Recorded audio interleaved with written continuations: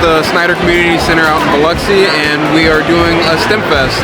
This is our first STEM Fest that's going to kick off a series of events once a month for the next year. Today, the students are, being able to fly drones, control robots, and make slime-built cars. All these hands-on STEM activities, and we'd like to thank the Defense STEM Education Consortium and DoD STEM for sponsoring this event today. When the steam is inside of the tank, it creates pressure. When the pressure is released, it creates work on this mechanical part. The mechanical part moves this pulley, all right?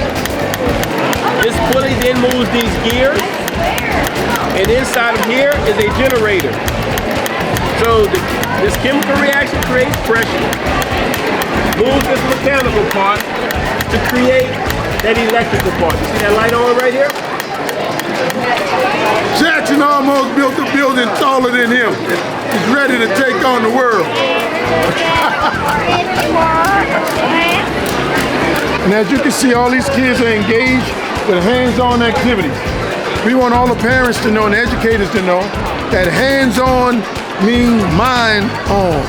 These kids are engaged. They're not on digital equipment and things like that. They're critically thinking.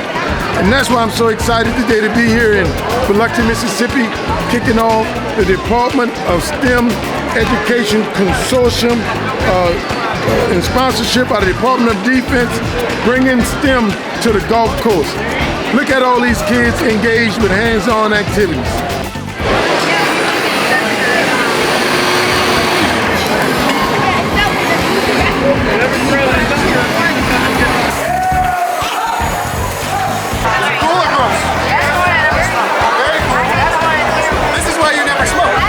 So I've walked into an environment where I've seen kindergartners through definitely middle school and probably some young high school learning about the hands-on world that we can live in every day. The thought processes I see, the products they're getting to produce, outstanding stuff. The making section over on the wall, where they call it make and take section on the wall, where they begin with a block and they build a vehicle all the way through with all the things that are added to it. I also like the emphasis on robotics that we've seen on the display floor as well. So two really great activities for kids to do that they probably won't do at home.